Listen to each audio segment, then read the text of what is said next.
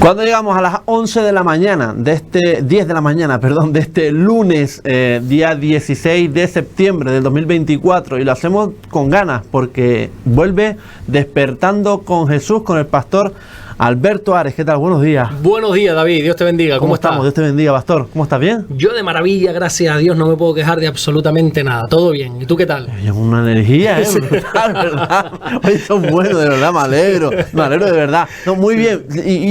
Y bien porque son muchas las personas que estaban esperando este programa, de verdad, muchas personas de Argentina, de Perú, de Miami, de Colombia, de Chile, es decir, de una barbaridad de sitios, sí. De Europa también, de otros sitios, pero qué barbaridad, cómo une... Increíble, no, de verdad que sí, uno empezó las entrevistas, pues bueno, para poder compartir un poquito, por lo menos entre tú y yo, y a ver dónde llegábamos, dónde llegaba estas conversaciones, estas entrevistas, y si es verdad que, por ejemplo, por el canal de YouTube, me lo están reclamando todo el rato. Y yo, mira, pero es que al final yo soy el entrevistado, habla con el jefe. Yo no puedo hacer mucho más aquí. Es verdad que, bueno, hemos tenido el periodo de descanso, ha cambiado de temporada. Ahora mismo Sur FM has empezado ahora aquí en septiembre, y gracias a Dios se me ha dado otra vez la oportunidad, pero mucha gente reclamando de nuevo este espacio, de verdad. Muchas personas, aunque parezca mentira, y aunque hay otras personas que también dicen, te va a traer problemas el espacio. Oye, yo creo que es un espacio donde no nos metemos con nadie, creo yo. Creo que no. ¿Verdad? Y que lo que estamos lanzando es un mensaje de fe, ¿no? Mira, hubo una persona hace 10 o 12 años, no recuerdo, que al final me hice muy amigo de él. Él estaba siempre en contra de lo que yo predicaba. Nunca me había escuchado, pero estaba en contra. No me digas por qué. Hay mucha gente que está en contra de mí, sí. En contra de los pastores o en contra de la Biblia. Pero chicos, ¿tú has leído la Biblia? No, pero... bueno. Y gente que me tiene rabia o incluso odio y no me conocen y no me han escuchado. Y entonces este hombre, por medio de un hermano, bueno, al final acaba viniendo a la iglesia. Y el primer día yo lo veía que se sentó con una cara seria y me miraba. Y decía, ¿este hombre me va a pegar? Yo prediqué asustado, yo me iba para un lado porque digo, ¿este hombre me va a pegar o va a hacer algo? Y al final de ese culto me dijo, mira, ¿sabes qué? Yo no creo en lo que tú crees, pero qué bonito lo que has dicho, me dice. Son buenos consejos, son principios, son valores que le estás enseñando a la gente. Yo no creo en eso, yo ni Dios ni nada, pero yo no creo en eso, pero qué bonito lo que has dicho.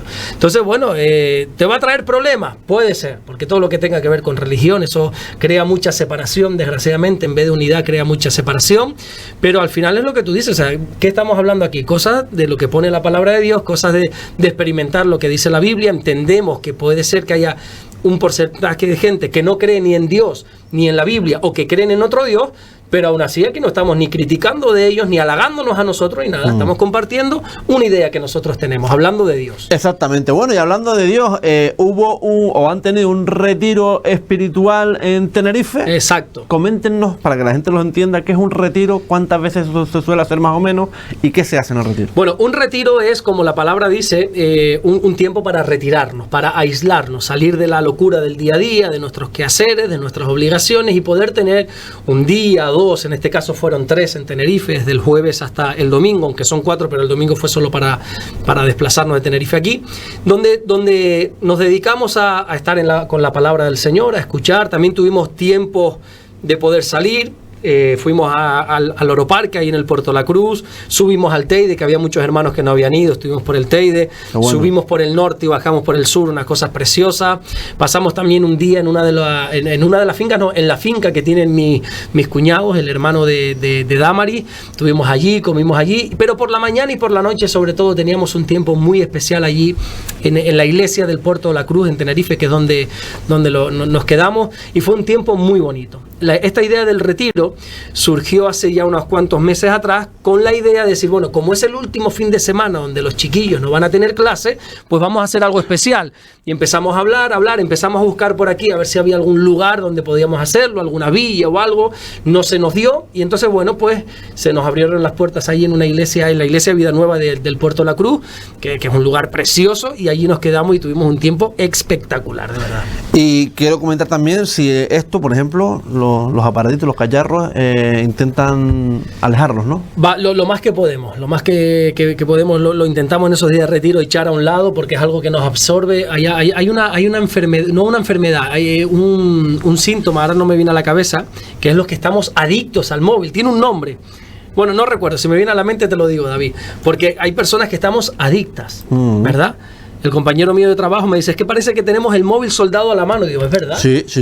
Vivimos con él, dormimos con él, hacemos todo con él, solo nos falta ducharnos. Bueno, ya ahora mismo los últimos móviles. Una extensión más del cuerpo, ¿no? Exactamente. Pero no nos damos cuenta, y esto alguien dijo en el pasado. Nomofobia. Nomofobia se llama. Nomofobia. Exacto. No, pero eso no, nomofobia no es. ¿Sientes miedo o ansiedad excesiva e irracional si no puedes utilizar el móvil? Sí, pero sí, exactamente. Pero hay una palabra también que habla de la adicción al móvil. No sé si puede ser esa, puede ser. Creo que era otra. Y bueno, intentamos un poco alejarlo, porque creemos que nos hace bien, pero no nos hace tan bien. Sé que es una frase muy conocida que todos habremos escuchado, pero la voy a decir, que dice que el móvil nos acerca a las personas que tenemos lejos, pero sin querer nos aleja de las personas que tenemos cerca. ¿Cuántas veces hemos ido a un lugar, verdad? Hay 4 amigos y los 4 así, que a lo mejor están whatsappeando entre sí, vete a saber. Pero están así y tú dices, oye, yo echo de menos, David, yo sé que tú también seguro, o no lo sé. Esos días de verano, quizá cuando éramos niños jugando a la pelota, sí, haciendo nada en la calle, pero estando juntos. Hoy tú ves las plazas vacías. No hay niños, no hay nada. El Día de Reyes, yo recuerdo que tu ansiedad, esas ganas no solamente era de abrir los regalos, sino de abrirlos para salir a la plaza. Y mostrarlo. Y jugar. Hoy en día no se ve, no. Y es por el dichoso móvil. Entonces sí, en los días de retiro intentamos echarlos a un lado. No es obligatorio, ni mucho menos de dejarlo, no obligamos nada, pero oye, en lo que puedas, échalo a un lado, por favor. En estos retiros, pastor, ¿se hacen cultos? Sí. ¿Qué predica, por favor? Bueno, hubieron varias personas que compartieron la palabra, pero yo también estuve compartiendo. De hecho, fui el que abrí el retiro. El retiro le pusimos por lema, por título, tiempos en su presencia. ¿Sí? Así lo llamamos, basado en un versículo que es en Hechos, capítulo 3, versículo 19. Y yo estuve hablando de ese versículo. Hablaba de Hechos 3, 19. Dice, así que arrepentíos y convertíos para que sean borrados vuestros pecados, para que vengan de la presencia del Señor tiempos de refrigerio. Así le decía Pedro a una gran multitud que tenía delante. Y antes de explicarles ese versículo, quise explicar a toda la gente que fue al retiro por qué Pedro dijo eso. Pedro y Juan, dice la Biblia, que estaban subiendo a orar al templo, y de repente en la puerta del templo había una persona que no podía caminar, coja, aunque realmente no era coja como nosotros conocemos que cojea, sino que era inválida, no podía caminar. Y Pedro, en el nombre de Jesús, sana a esa persona, ese cojo, con aquella famosa frase, no sé si tú la conoces, no tengo plata ni oro, pero lo que tengo te doy, levántate en el nombre de Jesús. Y anda. Exactamente. Y este hombre no solamente se levantó y caminó, sino que dice que empezó a saltar de alegría y entraba por el templo glorificando a Dios. Claro, ese hombre era muy conocido por todo el mundo. Cuando todo el mundo ve que este hombre camina, toda aquella multitud se enganchó de Pedro y de Juan diciéndole, oye, pero ¿cómo es posible que has hecho esto? Y Pedro aprovecha esa ocasión para predicarles. Tiene a toda esa gente delante, a toda esa cantidad, esa multitud de judíos delante, y le dice, mira, yo no he hecho nada. Ha sido el Dios de Abraham, el Dios de Jacob, el Dios de Isaac el que ha hecho esto. Esto ha sido por el nombre de Jesús, que Dios ha glorificado a Jesús y este milagro ha sucedido ahí. Amén. Y entonces yo decía que la audiencia que estaba teniendo Pedro era gente con serios problemas. Eran judíos que en aquella época estaban siendo gobernados por Roma. El Imperio Romano era muy abusivo en cuanto a impuestos, era extorsionador. Sí es verdad que le daban cierta libertad religiosa. Cuando Roma invadía un sitio te dejaba seguir, entre comillas, tu vida social, tu vida religiosa, pero te fundían a impuestos. Pero cuando los judíos miraban quizá a su gobierno, al gobierno judío, se daban cuenta que estaba todavía más corrompido. Para ese entonces estaba reinando Herodes, una dinastía de varios Herodes, a cada cual peor, que tenía muy mala relación entre Herodes y el pueblo, porque no sé si recuerda, si me voy mucho del tema, me dice, yo intento ir por un camino, pero a veces me surge el atajo. No hay prisa. Cuando Jesús nació, y hubieron unos sabios de Oriente, que más adelante la tradición dijo que eran 3 reyes magos, sí. Pero bueno, la Biblia no habla de eso, habla de unos sabios que vinieron del Oriente, guiados por un astro, por una estrella, porque tenían que adorar al rey de los judíos que había nacido. Claro, para aquel entonces el rey de los judíos se llamaba Herodes. Y estos sabios de Oriente que vienen, no se le ocurre la semejante idea de preguntarle que quieren adorar al rey de los judíos, ¿a quién? Al rey de los judíos, se lo dicen a Herodes. Bueno, Herodes, hemos venido desde el Oriente para adorar al rey de los judíos. Dice, no, yo soy el rey de los judíos. No. El rey de los judíos acaba de nacer. Entonces, este hombre se llena tanto de celo que firma un edicto que era matar a todos los bebés menores de 2 años. Y así lo hizo. Mató a todos los niños pequeños, a todos los niños menores de 2 años. Claro, con eso, imagínate la fama que se ganó allí en Israel. Todo el pueblo judío lo odiaba literalmente, no había buena relación, así que los judíos estaban gobernados por un imperio malísimo, por Herodes, que era, aparte de eso, muy, muy mal odiado. Pero es que si ya miraban a los líderes religiosos, todavía era peor. O sea, los líderes religiosos habían puesto una carga sobre el pueblo judío que ya las personas decían, es imposible acercarse a Dios. Entonces yo le decía a toda aquella gente que estaba en el retiro que Pedro le habló a una multitud de personas cansadas, hastiadas de la vida, que mirasen donde mirasen todo estaba corrompido, que si miraba para un gobierno estaba corrompido, que si miraba para otro sitio estaba corrompido, que si miraba para allá estaba corrompido. Y a esa gente que no dista mucho de nosotros, que no difiere mucho de nosotros, es a las que le dijo Pedro, arrepentíos y convertíos, para que sean borrados vuestros pecados y así vengan de la presencia del Señor tiempos de refrigerio. Pedro hizo 2 cosas en esa predicación que se encuentra en Hechos capítulo 3. Primero es predicarles el Evangelio. La gente necesita escuchar del Evangelio, David. La gente que está cansada, la gente que ya sabe que de la política no viene el cambio, que de la religión no viene el cambio, que de allí no viene el cambio, que ahora estamos que si sale Trump o sale la otra, de ahí no va a venir el cambio, de nadie viene el cambio.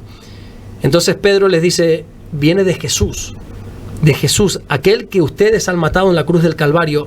El socorro viene del Señor. Y luego les dice algo muy interesante, les dice, ustedes se están enfocando en lo exterior y el problema está en lo interior. Claro, a una gente que está amargada por pagar impuestos, una gente que el rey de los judíos, Herodes, los tenía subyugados, que la religiosidad los tenía mal, ellos estaban todo el día diciendo, estamos así por él y por él. Y Pedro le dice, no. Arrepiéntete y conviértete. Y entonces tus pecados serán borrados y ahí sí, ahí van a venir buenos tiempos de Dios para tu vida. Y se acaba la enseñanza de eso, de que nosotros tenemos que dejar de mirar mucho para afuera, de dejar de estar siempre diciendo la culpa es de David, la culpa es de aquel, la culpa es del político, la culpa es del presidente, la culpa es del rey, la culpa es de fulano, que no te digo que no, pero el cambio viene de aquí. Tienes que hacer algo tú para cambiar. Arrepiéntete, conviértete. Y hablaba de eso, de cómo el Señor quiere traer un tiempo de refrigerio, un tiempo de alivio. Tiempo de refrigerio significa literalmente volver a respirar. Eso de poder, ese respiro. Bueno, eso viene de la presencia del Señor, cuando uno se arrepiente y cuando se convierte al Señor Jesús. Amén. Y cómo interpretamos las cosas, ¿no? Porque, por ejemplo, hablabas de 3 sabios. Sí. Sin embargo, aquí lo convertimos en los 3 reyes magos. En los 3 reyes, que algunos le han puesto este nombre, Melchor, Gaspar y Baltasar. ¿No tenían nombre? No tenían nombre. Por lo menos bíblicamente no tenían nombre, ni dicen que era 3, ni dicen que uno era de color, ni nada de eso. No, eso es una tradición que con el paso del tiempo, como todo, se ha ido modificando para, honestamente, está bien, yo soy el primero que ese día también a mi hija, pues los Reyes Magos le traen regalos, ¿no? Vamos a decirlo así por si alguien nos está escuchando y los Reyes Magos le traen regalos, pero no, eso es una tradición totalmente, no tiene ni pies ni cabeza, bíblicamente no. Ay, pues pensaba que sí, la verdad. No. Oro, mirra y... Sí, eso sí. Eso es sí. Por eso se cree que eran 3, porque le trajeron 3 regalos, oro, incienso y mirra, que todo tiene un propósito, otro día podríamos hablar de eso. Sí. ¿Por qué le dieron oro? ¿Por qué le dieron incienso? ¿Por qué le dieron mirra? Y le dieron algo más. Cuando tratemos ese tema, le voy a decir qué fue lo primero que le dieron a Jesús cuando lo vieron. Lo trataremos en el siguiente programa. Venga, perfecto. Vamos a apuntarlo hablamos de los sabios de Oriente, de dónde vienen y quiénes eran y todo. Sí. Y como, bueno, hablamos de esas cosas. Pero no, es una tradición. Una tradición nuestra. Una tradición nuestra para al final el consumismo. Total. Claro. Total. Bueno, empezamos a hablar, si le parece, pastor, acerca de la Santa Inquisición, que le quitamos lo de Santa, le dejamos solo Inquisición. Sí. Cuéntenos qué fue la Inquisición y cómo fue todo ello. Se le conoce como la Santa Inquisición porque fue llevado a cabo principalmente por la Iglesia Católica. Entonces, como todo lo que hacía en aquella época la Iglesia Católica era denominado como santo, pues se le conoce así, Santa Inquisición. Pero de santa no tiene absolutamente nada. Inquisición significa averiguar, examinar, indagar. ¿Qué hizo la Iglesia Católica a partir de la Edad Media en adelante, del siglo XV hasta, si no me equivoco, finales del siglo XVIII? 3 siglos, ¿eh? Muchos siglos, sí, estuvieron ahí indagando. con esa inquisición, mirando quién estaba en contra de su doctrina, quién se salía fuera del camino católico, quién se estaba convirtiendo en un hereje porque ahora era judío o era ahora protestante, o incluso contra los musulmanes se levantaron. Y entonces, ¿qué hacían ellos? Si ellos sabían que tú te habías desviado del camino católico, que ahora eras judío, protestante, musulmán, lo que sea, te obligaban literalmente a volver, o te torturaban, te encarcelaban, o lo peor de todo, te ejecutaban, te mataban, te quemaban vivo, te decapitaban, bueno, y un sinfín de cosas, y fue un tiempo nefasto, es una mancha negra totalmente en la historia del catolicismo. También, para partir una lanza a favor, que tampoco podemos hablar de que los católicos apoyan, no, yo no conozco ningún católico actual que apoye la Santa Inquisición. Todos coinciden de que fue una verdadera canallada, una salvajada, un error garrafal. Así que no podemos decir, no, es que los católicos apoyan. No, los católicos no apoyan. Yo por lo menos no conozco. No te digo que no los haya, yo no los conozco. Y los que conozco son que condenan totalmente lo que se hizo. Fue una canallada, de verdad. Por ejemplo, este verano hemos visto, mi familia, yo, hemos visto un vídeo de un cura en el cual empieza a decirle a los feligreses que este no está pagando, este no está pagando, no está todo. Es decir, muchas veces en nombre de Dios o muchos curas o pastores incluso también se aprovechan de ese, digamos, de esa fe, de esa para intentar, oye, que esto no, por ejemplo, Vida Nueva, por ejemplo, no exige dinero, están en un local, muchas veces lo has comentado, ¿no? Y si nos tenemos que ir a la montaña, vamos a la montaña a predicar. Exactamente, no, y Dios nos libre de estar extorsionando a gente pidiendo dinero y no, para nada. Yo soy partidario de que la gente que va a la iglesia va únicamente por su fe. No le puedes demandar nada más que fe. Que luego la persona madure en el Señor y entienda que oye, todo tiene un compromiso. Lógicamente, nosotros vivimos por fe y no por vista, dice la Biblia. Está claro, vamos a poner esa base. Pero también seamos honestos, el local donde estamos hay que pagarlo, sí, claro. La luz, el agua y todo eso. Entonces, la gente que va adquiriendo un compromiso y una madurez, no les cuesta dar para el Señor. Para el Señor. Y entonces, pero de ahí a que nosotros tengamos que exigir, o como tú dices ese vídeo que has visto, de un cura como recriminando, ¿no? Sí. La pregunta sería, bueno, ¿y tú por qué sabes que aquel da o que no da? Porque yo creo que, llámese cura, llámese pastor, llámese quien sea, ¿vale? No estamos hablando mal de unos ni de otros. O sea, yo creo que los que estamos al frente, los que estamos quizás predicando la palabra, tenemos que estar para eso, predicando la palabra. A mí no me interesa si tú das, si aquel da o si aquel no da. Eso no es importante. Pero vuelvo y repito, la madurez y el compromiso de las personas hacen que apoyen la obra del Señor. Bueno, pastor, ¿cómo podemos aplicar los valores cristianos en nuestra vida diaria? Pues yo creo que es muy sencillo, viviendo acorde con lo que la palabra de Dios enseña. La Biblia habla de unos principios, de unos valores, ¿verdad? Que nosotros no solamente tenemos que leerlos, estudiarlos y memorizarlos, sino sobre todas las cosas vivirlos. La Biblia no es un libro simplemente para ser leído, sino para ser vivido. De nada nos sirve conocer sin experimentar y sin vivir, ¿verdad? La Biblia dice que nosotros tenemos que probar cuál es la buena voluntad de Dios, tenemos que vivirlo, tenemos que experimentarlo, porque está bien que la leas, Jesús mismo nos manda a escudriñar la Biblia, a leerla, pero no nos va a servir de nada saber si no lo llevamos a la práctica. Entonces, nosotros podemos aplicar la Biblia en nuestro día a día. De hecho, ese es mi compromiso. Cuando enseño la palabra, no simplemente es decir, bueno, aquí dice esto y esto significa esto. Vale, está bien, lo hago. Y eso en todo mensaje devocional siempre tengo una parte, por así decir, la parte aburrida, que es la parte teológica, enseñar por qué se dice eso, pero luego, vale, está bien, ya sé lo que dice, ¿de qué me sirve para mí? ¿De qué me sirve ese versículo en mi vida? ¿Cómo lo puedo aplicar? Y ahí es donde ya pues yo me preocupo mucho en enseñar eso, cómo llevar la palabra de Dios a tu día a día. Temas como el perdón, temas como el amor al prójimo, temas como el servicio, temas como la misericordia. Todo eso hay que aplicarlo en nuestro día a día. De nada nos sirve hablar si no lo vivimos. Pastor, ¿la Biblia tiene varias interpretaciones o solamente se puede interpretar de una manera? ¿Cuántos autores tiene la Biblia? A mí me cogió ya. Uno. Dios. La Biblia dice que toda la escritura es inspirada por Dios. Es cierto que inspiró a varios hombres, a unos 40 hombres más o menos, pero tiene un autor. Si yo digo algo, ¿cuántas interpretaciones tiene eso que yo he dicho? Una, porque solo tiene un autor. ¿Qué pasa? Que cada uno entiende lo que quiere entender. El otro día me decía una persona, en tono simpático, no reclamando ni nada, no, es que tú dijiste que no sé qué y no sé cuándo, no recuerdo ahora, si me lo recuerdo te lo digo. Y le digo, no, yo no dije eso. Que tú hayas entendido, eso es otra cosa. Yo soy responsable de lo que digo, no de lo que tú entiendes. Ahí está. Entonces, hay mucha gente que quiere entender lo que le da la gana. La Biblia solamente tiene una interpretación. La Biblia dice que la palabra de Dios no es de interpretación privada. No podemos decir, bueno, yo creo que aquí dice esto, que este versículo quiere decir esto, y así lo enseño y así lo promulgo. No, ni muchísimo menos. Para eso pues hay unas herramientas, hay algo que se llama hermenéutica. Esas son palabras muy aburridas, que solo los aburridos como yo nos gusta. Hermenéutica es el estudio de la palabra de Dios. ¿Cómo puedo yo ser fiel, un obrero aprobado en cuanto a la palabra del Señor? Hay un versículo, qué pena que no me venga a la mente ahora la cita, que dice que, oye, procura ser fiel a la palabra de Dios para que cuando te presentes delante de Dios no tengas de qué avergonzarte. O sea, yo no puedo coger un versículo y decir, bueno, yo creo que esto dice esto y soltar. Claro, ese versículo puede decir eso si lo sacas de su contexto. Si solo coges, es que este libro con este capítulo, este versículo dice tal cosa, vale, pero ¿y el resto qué dice? ¿Quién fue el autor? ¿En qué fecha? ¿A qué audiencia fue dicho eso?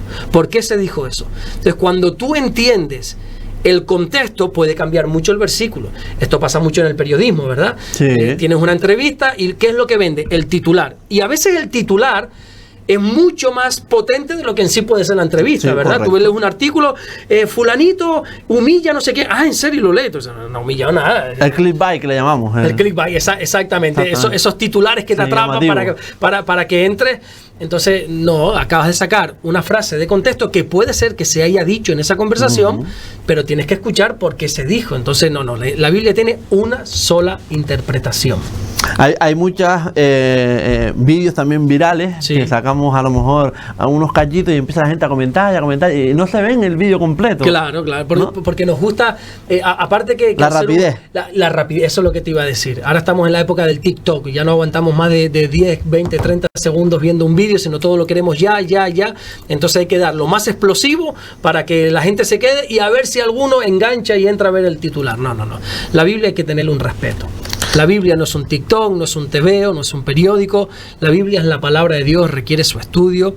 Hay personas que nos dedicamos 24 horas al día, bueno, no 24 horas al día, pero nos dedicamos a estudiarla, para enseñarla, y yo creo que esto no es un cachondeo, ¿no? Yo creo que dice, bueno, está bien lo que tú creas, pero eso no es así. Para que tengan un ejemplo del pastor Alberto, como hemos sacado clips, hemos sacado, por ejemplo, cuando el Señor nos llama es porque quiere estar con nosotros. Sí. María Magdalena fue la primera persona que vio a Jesús resucitado. Dios se fijó en Abraham porque era obediente. Creo que en nombre de Dios han cometido demasiadas torturas y Sodoma y Gomorra fueron destruidas por su inmoralidad. Esos son varios clips que hemos sacado de los espacios y que son llamativos, ¿no? Son llamativos y escuchas la frase, quizá no le falta razón, pero tienes que entender exactamente, todo el contexto, porque si no. Y lo mismo pasa con la Biblia, porque al final la gente se pone a decir disparates y como decía, no, porque la Biblia dice al que madruga Dios le ayuda. No, la Biblia no dice eso, ¿no? Hay una persona que dice, como decía antes, cristianos sí, bobos no, dice la Biblia. Digo, mira, no, la Biblia no dice eso, déjate de inventar, déjate de no, esto es serio, sí. Que nosotros intentemos meterle dinamismo a esto para que la gente le llame la atención y pueda recibir el mensaje, no quiere decir que esto sea un cachondeo. Pablo le dijo a un pastor, mira, esto no lo puede hacer un neófito, una persona nueva. El estudio de la palabra y la predicación de la palabra tiene que ser una persona que mínimamente esté preparada, hombre. Totalmente. Oye, yo siempre me quedo con una palabra suya, palabra tuya, en el cual siempre dice, y a mí me ha quedado marcado porque de verdad, que darías tu vida por ver predicar a Jesús. Sí, totalmente. Esto me queda muy marcado, de verdad. Totalmente. Si a mí el Señor me diese la oportunidad, bueno, te iba a decir una cosa, pero creo que no te la voy a decir porque es una obra de teatro que quiero preparar. Si pudiésemos hacer un viaje en el tiempo, yo sin duda alguna iría donde está el Señor. ¿Has visto el caballo de Troya? ¿Lo has leído? No. Bueno, pues mira, pues te gustaría.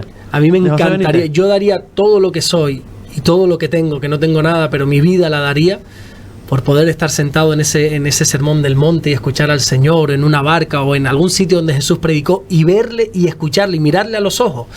Literalmente yo daría mi vida por eso. Bueno, también hablamos qué dice la Biblia sobre el suicidio, ¿no? ¿Qué comenta? ¿Qué es lo que dice? Porque el suicidio yo siempre he dicho que es la muerte del valiente que es cobarde. El suicidio es un tema muy delicado. Muy delicado primeramente porque hablar de esto, yo no sé si tú has tenido familiares, conocidos, amigos. Amigos, sí tengo amigos. Entonces, claro, cuando hablamos de tercero y hablamos, yo, bueno, por el suicidio, que si es pecado y que si no sé cuánto, claro, pero cuando ya esas personas tienen rostro, tienen nombre y son cercanos a nosotros, yo creo que hay que tener mucho cuidado por el respeto de los que han quedado aquí, no tanto del que se ha ido, porque al final fue su decisión, pero sí del que ha quedado aquí. Con el tema del suicidio tenemos que ser muy sabios a la hora de hablar, porque esos juicios que se levantan, no, aquel se suicidó por aquello. No, mira, bueno, vamos a ir por partes un poco. Te voy a decir qué habla la Biblia. La Biblia no menciona el suicidio como tal, pero sí dice que Dios es el que tiene la autoridad para dar y para quitar la vida. Job dijo, Dios es el que da, Dios es el que quita. Hay un mandamiento que es el 6º, que dice no matarás. Cuando nosotros abrimos la Biblia, en Éxodo capítulo 20, versículo 13, dice no matarás. Claro, ese versículo siempre nos lo llevamos, o esa orden o ese mandamiento, a terceras personas. No matarás, Alberto, no mates a David. Sí, pero es que también está hablando de que no te mates a ti mismo. Sí, claro. Más adelante el apóstol Pablo, si no recuerdo mal, a los corintios les dijo que nosotros somos el templo de Dios. Somos el templo porque ahora su presencia está en nosotros. Jesús mora en nuestro corazón. El Espíritu Santo está literalmente, no es una metáfora, no es una alegoría. Literalmente el Espíritu Santo está en nuestro interior. Eso nos convierte en templos de Dios, templos del Espíritu Santo. Y Pablo le dice que no se puede destruir este templo. No se puede aniquilar, no se puede destrozar. Y hay que cuidarlo. Entonces la Biblia nos apunta a que no podemos cometer el suicidio. Ahora bien, yo para hablar de esto creo que lo más importante no sería hablar en sí del suicidio, sino qué lleva a una persona a suicidarse. Porque los días, las horas o los meses previos o las semanas previas a eso tiene que ser una agonía, David. Yo creo que yo soy muy cobarde. Yo no haría eso, yo soy muy cobarde para eso. Yo tendría miedo, ¿no? Entonces han sido valientes en hacer ese paso, sí. equivocado totalmente, pero ¿qué les habrá pasado por la cabeza a esas personas para tomar esa decisión, ¿no? O sea, un infierno en vida totalmente para tomar esa decisión. Entonces creo que hay un camino anterior al suicidio. La Biblia nos enseña en la primera carta de Pedro que nosotros tenemos que aprender a echar toda nuestra ansiedad sobre el Señor, porque Él tiene cuidado de nosotros. Casi siempre, no siempre, pero las estadísticas apuntan a que la mayoría de los suicidios tienen que ver con rupturas matrimoniales, de pareja, de lo que quiera que sea, y esa ruptura, piensas que ya no tiene futuro, piensas que se acabó tu vida, y esa ansiedad, podemos hacer dos cosas: dejar que nos ahogue o echarla sobre el Señor. Y uno tiene que tener mucho cuidado. Ahora se está hablando mucho, gracias a Dios, en la televisión, aunque al final es pura, ¿cómo se dice esta palabra? No me sale. Cuando quieres agradar a la gente, populismo. Postureo. Sí, postureo, populismo de la salud mental. Es muy importante hablar de la salud mental. Estamos tratando aquí también de la salud mental nosotros. Es muy, pero que muy importante la salud mental. El tema de la depresión. En la Biblia hay casos de hombres de Dios que entraron en depresión. Me viene a la mente, por ejemplo, Elías, después de una gran victoria que tuvo con el Señor, se enteró de que alguien le estaba buscando para matarle, y él dijo: Señor, quítame la vida. O sea, entró en una depresión que le quiso quitar la vida. Y cuando tú te lees esta historia, no vas a encontrar a Dios que sale para castigarlo, para decir, pero ¿por qué piensas eso? No, trató con él, le acompañó en ese tiempo, porque uno tiene que tener mucho cuidado. Hay una estadística preocupante, alarmante, que dice que el 18% de los pastores evangélicos, hablando de los pastores evangélicos, esta estadística es de Estados Unidos, tengo que decir, se han planteado alguna vez el tema del suicidio. Hace poco un pastor de 30 años, una iglesia preciosa, enorme, o sea, un futuro como predicador, como pastor, como maestro de la palabra tremendo, estuvo 4 meses, no me viene el nombre a la cabeza, de Estados Unidos, de California, si no recuerdo mal. Bueno, estuvo 4 meses aislado, no estuvo predicando porque estuvo en depresión. Se lo confesó a la iglesia: mira, voy a dejar de predicar un tiempo porque estoy muy mal. Y cuando retomó, predicó un mensaje que se tituló Un gran lío. Y quería estar hablando del tema de la depresión, del tema del suicidio, puso unas estadísticas. Jared Wilson. Exactamente. ¿Cómo? ¿No? A ver. Pastor Jared Wilson. ¿Se suicidó el 9 de septiembre de 2019? No, es mucho más actual. No, ese hombre será otro pastor, pero ese no es otro chavalito de 30 años. Bueno, en definitiva, él predicó de eso, ya se pensaba que había salido de la depresión, y a los 12 días se suicidó. O sea, nadie está... Este hombre... Este es Jared Wilson. Pues mira. Jared Wilson, el 9 de septiembre, se suicidó el 9 de septiembre de 2019. Con 30 años.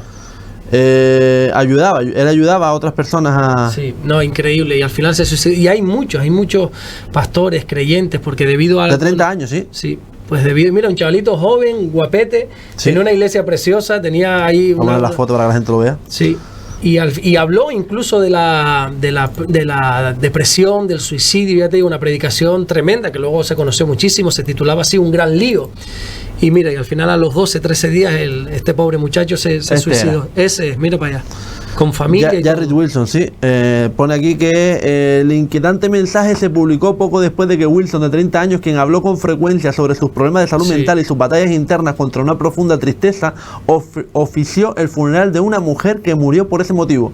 En el tuit, el pastor pidió oraciones para los deudos, pero esa misma noche Wilson tomó una decisión contraria a lo que predicaba, acabar con su vida. El joven dejó a su esposa y 2 hijos pequeños y una congregación de 15.000 fieles en la ciudad de Riverside, a 61 millas del este de Los Ángeles. Mi amoroso, generoso, de buen corazón, alentador, hilarante y bondadoso marido se fue con Jesús anoche, escribió el martes su esposa Juliana en su cuenta de Instagram. De verdad que es tremendo, es tremendo. Entonces el tema del suicidio, hay mucha gente.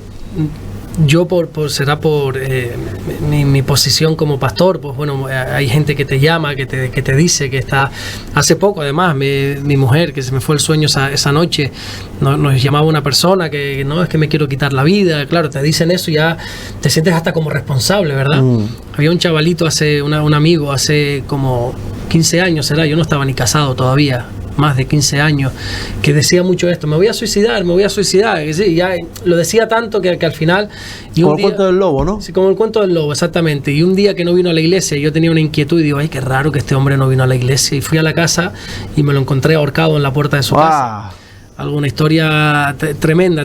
Entonces, esto no es un juego. En España se suicidan unas 11 personas al día, unas 4.000 personas al año, muchos adolescentes, David, muchos jóvenes adolescentes, esta juventud que solo presume en las redes sociales de alegría, de fiesta, de que todo les va bien, y están sumergidos en un vacío tremendo que al final para mí es consecuencia del vacío de no tener a Dios en su corazón. Nos han vendido que las posesiones es la salida, que la fama es la salida. No, el Señor es la salida. El Señor es el único que puede llenar ese vacío que tenemos dentro. ¿Cuánta gente rica, verdaderamente rica? No hablamos de 1.000, 2.000, 100.000 euros. Gente mega multimillonaria y confiesa ese vacío que tiene. El otro día escuchaba, ¿qué cantante era? No recuerdo, uno que llenó el Madison en cientos de miles de personas y decía, yo me fui esa noche a mi hotel y yo decía, estoy vacío. ¿Cómo vacío? Acabas de ganar no sé cuántos millones de dólares en una noche, acabas de llenar un estadio con cantidad de miles y miles, decenas de miles de personas coreando tu nombre, desde las personas más conocidas. No, me siento vacío, me siento mal. Bueno, porque hay una parte en el ser humano que solo puede ser llenada por Jesús, solo puede ser llenada por Dios. Amén. Y ese vacío, esa desesperación, pues algunas personas cogen, creo que es el peor de los caminos, que es el suicidio. Nunca jamás es la salida el suicidio. Hemos hablado del suicidio, pero también hay el propósito de vida, ¿no? Que dice la Biblia, porque claro, muchas veces escuchamos nacer, crecer, reproducirte y morir. Sí. ¿Pero qué dice la Biblia? Bueno, que hay que nacer, que hay que crecer, que hay que reproducirse y hay que morir. Pero entre el día del nacimiento y el día de la muerte, para algo me ha hecho nacer Dios. Y eso lo tenemos que descubrir, ¿verdad? Dios es un Dios de propósito. Todo lo que hace está más que comprobado. Todo lo que hace tiene que ver con un propósito. Dios no es un Dios caprichoso que ahora le apetece hacer esto y lo hace. No. Todo tiene un plan bien diseñado. Todo tiene un propósito. Y nos ha hecho nacer con un propósito. Ahora, está el propósito general. ¿Cuál es el propósito general tuyo, mío, de todos? Conocer a Dios. Jesús dijo en Juan capítulo 17 versículo 3, si no recuerdo mal, que la voluntad de Dios es que le conozcamos a Él, el único Dios vivo y verdadero. El propósito de Dios para nosotros es que aquí en la tierra podamos conocer a Jesús, que no nos vayamos de esta tierra sin antes haber conocido al Señor. También Pablo le dice, si no recuerdo mal, a los tesalonicenses, no recuerdo ahora la cita exacta, que dice que hay quienes están contando cómo ustedes se han convertido de los ídolos a Dios para servirle. Dios nos ha hecho que nos convirtamos a Él para que le sirvamos, a ese Dios, a ese Todopoderoso. Tenemos que servirle, es el propósito de nuestra vida. Yo me siento lleno, me siento satisfecho, me siento pleno cuando sirvo a Dios, pero aparte hay un propósito específico. hay algo que tú como David tienes que hacer en esta tierra. Hay personas a las cuales tú les tienes que hablar del evangelio. Hay personas que tú llegas que yo jamás llegaría, ¿verdad? Familiares, amigos, conocidos. Esto de las redes sociales, lo que estamos haciendo aquí, que pensamos que somos aquí dos locos hablando en solitario. Muchas veces. Cantidad de gente que puede ser que lo esté escuchando y puede ser parte del propósito. O sea, sembrar las semillas, el propósito. Sembrar la semilla del evangelio. Y qué pena tiene que ser irse de esta vida sin haber cumplido ese propósito, sin haber conocido a Dios, sin haberle servido y sin haber descubierto por qué Dios me ha hecho nacer, para qué Dios me ha hecho nacer. Muchas veces, pastor, se habla de que las almas en pena que están por ahí es porque no han cumplido su propósito aquí. Sí, pero eso es una leyenda, ¿no? Sí, totalmente. La Biblia no habla, no es que no hable de eso, es que habla totalmente lo contrario. Creo que hablamos ya aquí hace tiempo de eso, que cuando uno muere ya deja de ser aquí en la tierra. Su espíritu, su alma, y al coger un destino, sea al cielo, sea al infierno, pero no hay almas en pena, almas vagando, no hay espíritus por ahí, eso no es para nada real. Bueno, pastor, ¿qué libros te recomendarías para las personas que quieran empezar a formarse, a leer, aparte de la Biblia, evidentemente, pero ¿qué otro libro recomendaría? Bueno, iba a decir la Biblia. Indudablemente. Mucha gente, sí, porque mucha gente a veces cuando van a donde yo estudio, tengo muchos libros, desde chiquitito he ido comprando y comprando. ¡Ay, qué libro me recomienda! La Biblia. No, pero un libro para la Biblia. Es la Biblia. La Biblia es el único libro que te va a cambiar.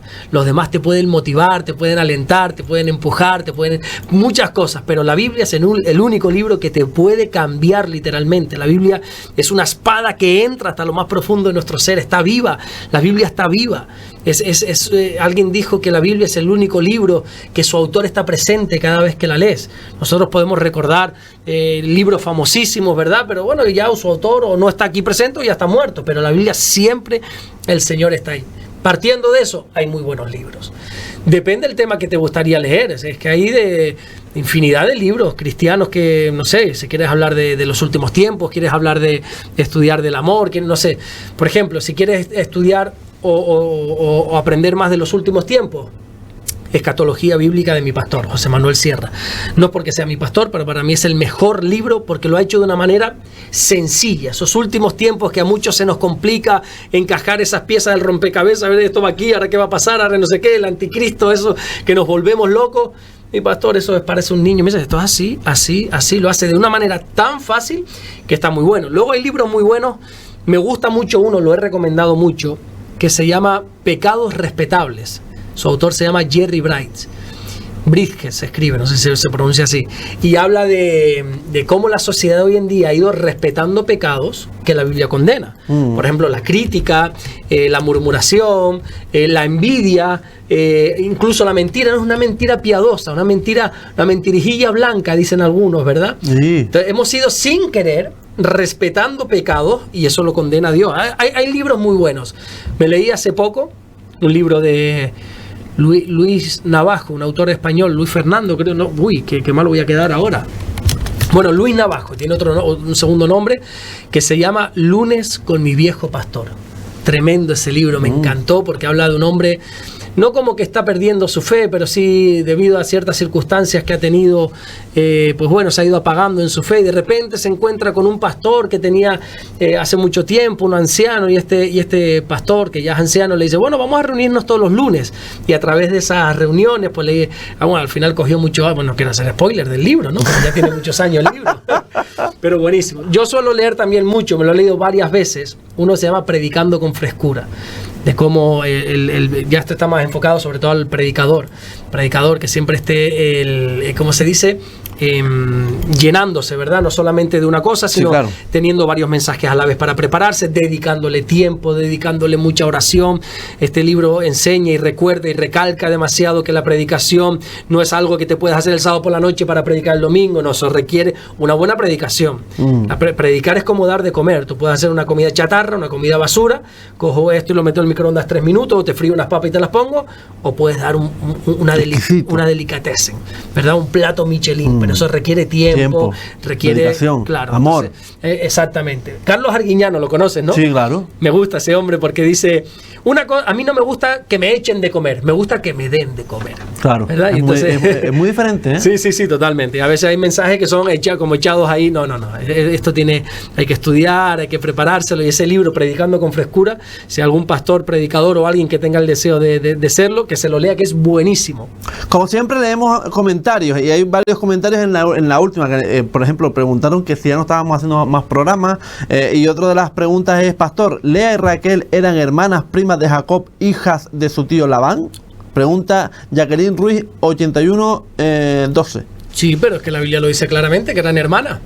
De hecho, Jacob se tuvo que casar con las dos por una treta que hizo el tío de él, el padre de ella, que era que él se enamoró de Raquel, dice que era muy guapa, o por lo menos así la describía Jacob, que era muy guapa, y se enamoró, y el padre, que era muy cuco, le dice, bueno, trabaja 7 años por ella y te la doy. Claro, estamos hablando de milenios atrás, ¿no? Que se vendían así a las personas. Y trabajó 7 años, y cuando se fue a casar, resulta que el padre a quien le dio fue a Lea, la otra hermana. Y decía, no, pero es que aquí hay una tradición que hasta que no se case la hermana mayor, no se puede casar la hermana menor. Entonces primero se tuvo que casar con una y luego se tuvo que casar con la que quería. ¿Y se quedó con las dos? Se quedó con las dos, claro. ¿Y qué vas a hacer ahora? No. Se quedó con las dos, claro. Increíble, ¿eh? Sí. Ahora. Pero a quien amaba verdaderamente era Raquel. Era Raquel, sí. Es una historia muy bonita. Bueno, Jacqueline Ruiz, 8312, pregunta que por qué en la Biblia se encuentra repetitivamente el nombre de Jehová. Porque en la traducción que le han dado, y hablamos, no sé si fue en el último, en el penúltimo, en el antepenúltimo, no recuerdo, del nombre de Jehová, que ya mucha gente me ha atacado. No, pero es que Jehová, tú has dicho que no se diga Jehová. No, yo no he dicho en ningún caso eso. Yo soy responsable de lo que digo, no de lo que tú entiendes. Yo no he dicho que no digas Jehová. Yo he dicho que es una mala traducción, que si tú quieres decir Jehová, bienvenido sea, que si tú quieres leer públicamente Jehová, dilo, pero ten la certeza de que ese no es el nombre de Dios, que es una mala traducción, como ya explicamos. ¿Y por qué sale muchas veces en la Biblia ese nombre? Porque la Biblia habla de Dios, ¿de quién va a nombrar? A Dios, y como se le ha dado esa traducción en el Antiguo Testamento, pues sale Jehová, porque es el nombre de Dios y la Biblia habla de Dios.